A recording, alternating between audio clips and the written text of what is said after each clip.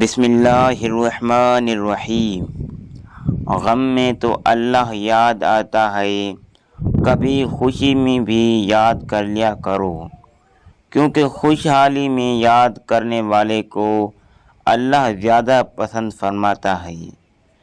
جس دل میں اللہ کا ذکر جاری رہتا ہے وہ دل زندہ ہے اور شیطانی خواہشات اس پر غالب نہیں پا سکتی۔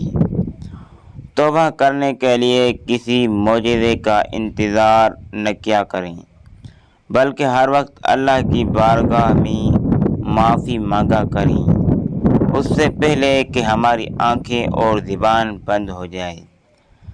اگر زندگی کی مصیبتیں کم کرنی ہیں تو گناہ نہ کرو۔